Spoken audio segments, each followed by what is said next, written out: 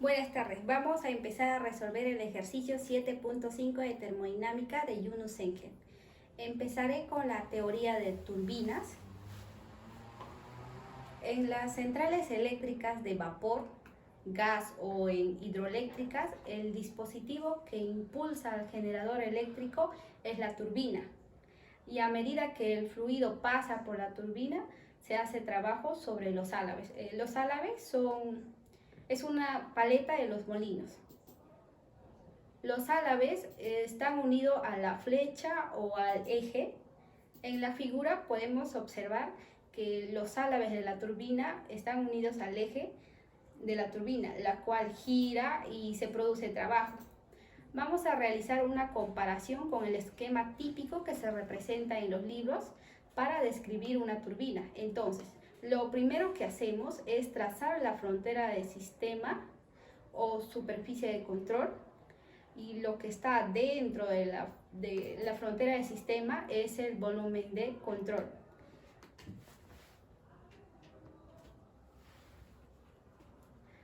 Ahí tendríamos al eje rotatorio o a la flecha. Se utiliza para señalar lo que viene a ser el trabajo o la salida de potencia.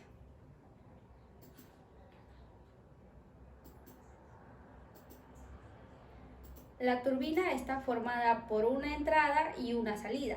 Por lo tanto, el flujo másico de entrada debe ser igual al flujo másico de salida. La transferencia de calor desde las turbinas por lo general es insignificante, ya que normalmente están bien aisladas. Entonces, se asume que opera de manera adiabática. Decimos por lo general porque si el problema nos dice que la turbina está perdiendo calor, nosotros no podemos establecer que la turbina opera de manera adiabática. El proceso isentrópico.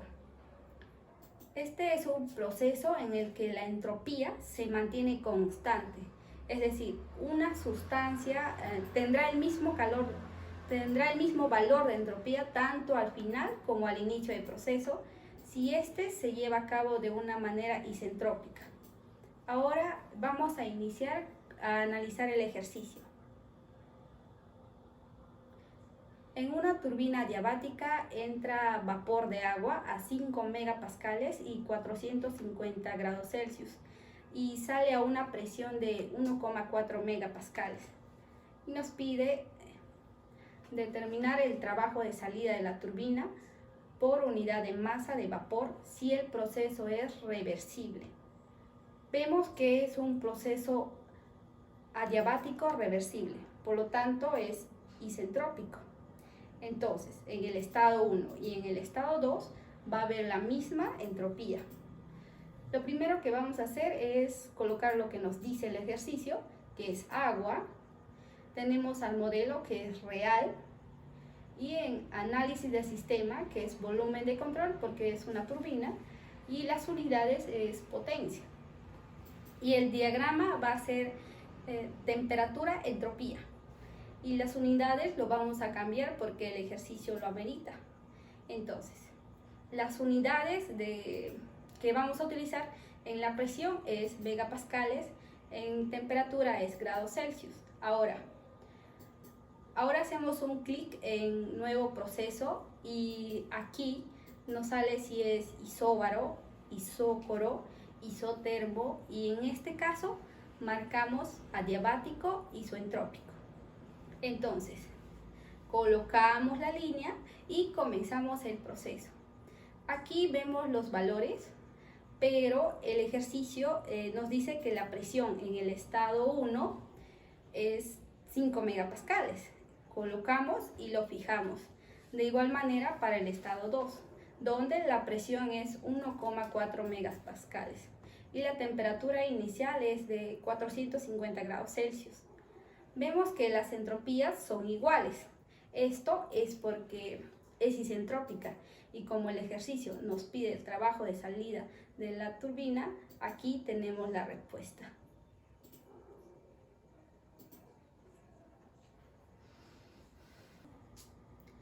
Transferencia de energía por trabajo.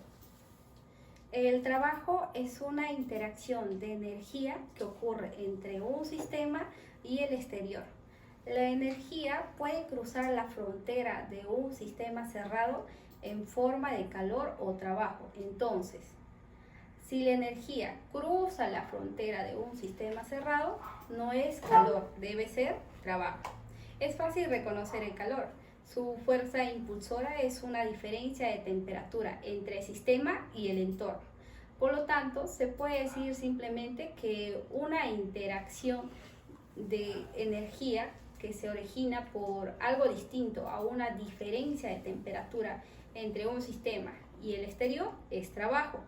Entonces, decimos que el trabajo es la transferencia de energía relacionada con una fuerza que actúa a lo largo de una distancia.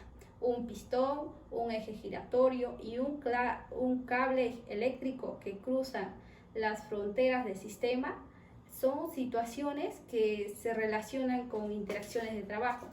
El trabajo es también una forma de energía transferida como calor y por lo tanto tiene unidades de energía como kilojoules. El trabajo realizado durante las variaciones de volumen. El trabajo de cambio de volumen de un gas es el trabajo necesario para que el gas pase de un volumen inicial a un volumen final. Si el volumen disminuye, el gas se habrá comprimido y hablaremos de trabajo de compresión. Si el volumen aumenta, el gas se habrá expandido. Entonces estaremos hablando de trabajo de compresión. En la primera figura observamos la expansión del gas, donde el trabajo realizado por el gas es positivo. También vemos la compresión del gas. El trabajo realizado sobre el gas es negativo. Ahora vamos a iniciar a analizar el ejercicio. Una masa de 1,2 kilogramos de aire a 150 kilopascales y 12 grados Celsius está contenida en un cilindro pistón sin fricción. El aire se comprime hasta una presión final de 600 kilopascales. Durante el proceso se transfiere calor desde los alrededores de tal forma que la temperatura dentro del cilindro permanece constante. Nos pide calcular el trabajo hecho durante este proceso. Entendemos que es isotérmico porque la temperatura dentro del cilindro permanece constante.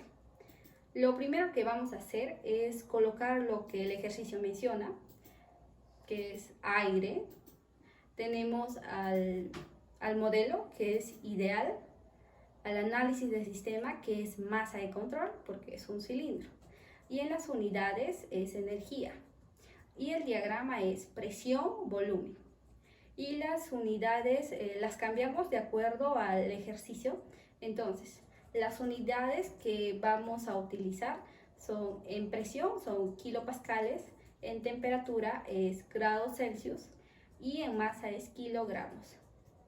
Ahora hacemos clic en nuevo proceso y a la derecha nos sale si es isóbaro, isócoro y en este caso marcamos isotérmico. Entonces, colocamos la línea y comenzamos el proceso. Aquí observamos los valores, pero el ejercicio nos dice que la presión en el estado 1 es 150 kilopascales y en el estado 2 es 600 kilopascales. Entonces, colocamos estos valores y los fijamos. De igual manera, para la temperatura, que es 12 grados Celsius, y la masa, que es 1,2 kilogramos.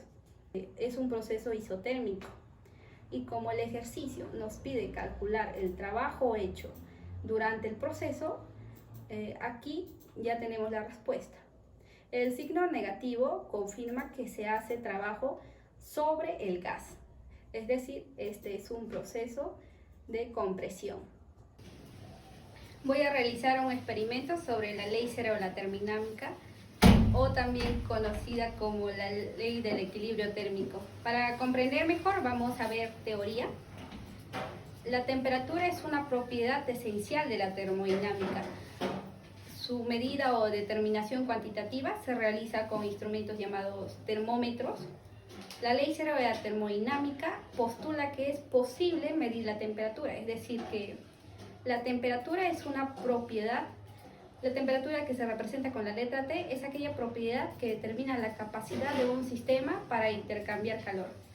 Su unidad de medida es el Kelvin. El equilibrio térmico. Suponemos dos subsistemas, A y B, cerrados de paredes adiabáticas, es decir, no hay transferencia de calor, definidas con sus respectivas variables de equilibrio, ambos independientes entre sí. Si se sustituye la pared adiabática que los separa por una pared diaterma que sí permite la transferencia de calor, en la figura observamos que se rompe el equilibrio existente y que cada sistema varía su estado hasta alcanzar estados de un nuevo equilibrio que llamaremos equilibrio térmico. Los nuevos valores de las variables de estado que definen dicho equilibrio ya no son como antes independientes, sino que ya están ligados por una relación. Ley cero de la termodinámica. Consideraremos ahora tres subsistemas, A, B y C, separados dos de ellas, A y B por una pared adiabática, es decir, sin transferencia de calor, y C separadas de A y B por paredes diatérmicas. Se observa que por el equilibrio térmico, A y C y B y C están en equilibrio térmico. Entonces, también lo están A y B, a pesar de no estar separadas por una pared diatérmica. Para iniciar con el experimento tenemos que contar con un globo, con un vaso, con una vela, con un fósforo para poder prender la vela, con un envase con agua fría. Iniciamos encendiendo la vela.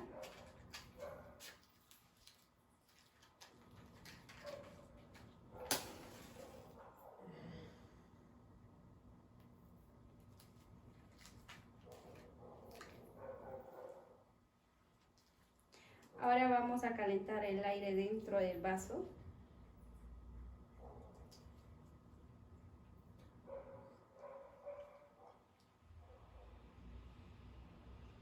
No la tapamos por completo porque si no la vela se va a apagar por falta de oxígeno.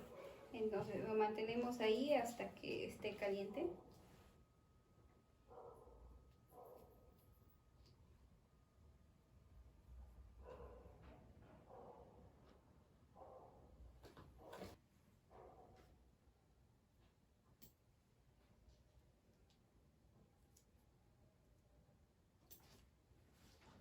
Una vez calentado ya el aire dentro del vaso, rápidamente lo juntamos con el globo, tratamos de unirlo y hacemos presión.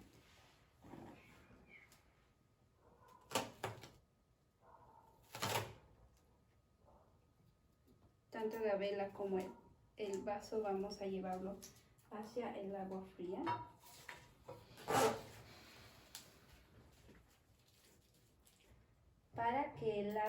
Para que el aire dentro del vaso se enfríe con el agua fría del envase. Seguimos ejerciendo presión. Ahora procedemos a retirar el vaso.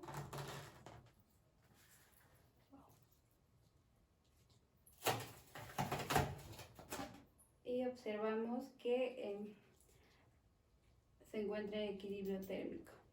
El globo es sistema A, el vaso es sistema B y el envase con agua fría es sistema C. Ahora se encuentra en equilibrio térmico los tres sistemas, es decir, están a la misma temperatura. Aquí vemos que los tres sistemas están a la misma temperatura. Voy a hacer un experimento y para entender mejor el experimento, primero haré una introducción a las leyes de la termodinámica que están relacionadas con el experimento. La ley cero. La ley cero de la termodinámica establece que si dos sistemas A y B están en equilibrio térmico, y B está a su vez en equilibrio térmico con un tercer sistema C, entonces A y C están en equilibrio térmico. Este principio se enunció formalmente luego de haberse enunciado las otras leyes de la termodinámica, por eso se le llama ley cero. La primera ley de la termodinámica, también conocida como la ley de la conservación de energía, enuncia que la energía es indestructible. Siempre que desaparece una clase de energía, aparece otra. La primera ley de la termodinámica establece que al variar la energía interna en un sistema cerrado, se produce calor y un trabajo. La energía no se pierde, sino que se transforma. La segunda ley de la termodinámica indica la dirección en que se llevan a cabo las transformaciones energéticas. El flujo espontáneo de calor siempre es unidireccional, desde los cuerpos de temperatura más alta a aquellos de temperatura más baja. En esta ley también aparece el concepto de entropía, la cual se define como la magnitud que mide la parte de energía que no puede utilizarse para trabajo. La entropía de un sistema es también un grado de desorden. La segunda ley también establece que en los procesos espontáneos la entropía a la larga tiende a aumentar. Los sistemas ordenados se desordenan espontáneamente. Si se quiere restituir el orden original, hay que realizar un trabajo sobre el sistema. Para iniciar debemos contar con cubos de hielo de tinta, un vaso de agua caliente, un vaso de agua fría. Aquí vamos a observar la ley cero de la termodinámica, donde el vaso con agua va a ser el sistema A, los cubos de hielo con tinta el sistema B y el sistema C el aire. Bien, lo que hacemos es poner en contacto el sistema A con el sistema B.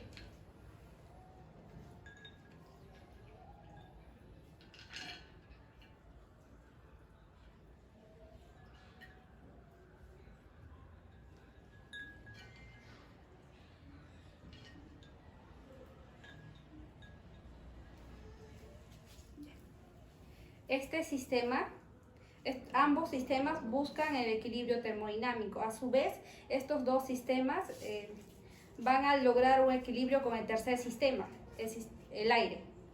Ahora, los tres sistemas en algún momento van a lograr el equilibrio térmico.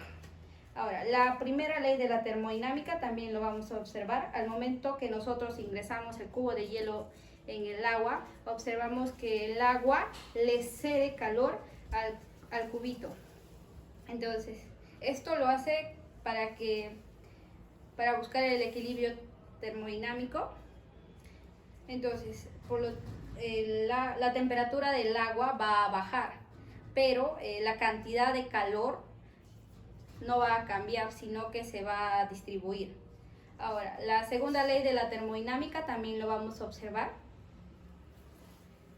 Cuando al momento de ingresar el hielo absorbe el calor del agua, entonces el hielo cambia a su estado líquido al aumentar su temperatura. En ese momento es cuando el colorante comienza a disolverse. Ahora, si nosotros tomamos a la entropía como el grado de desorden de partículas en un sistema, podemos compararlas y ver una clara diferencia. Este es el agua fría. Aquí vemos que el colorante se ha disuelto, pero no de forma rápida, a diferencia del agua caliente, donde se formó una mezcla homogénea y casi inmediata. Esto significa que la entropía fue mayor en el agua caliente, ya que las partículas del colorante alcanzaron su grado máximo de desorden al diluirse por completo en el agua.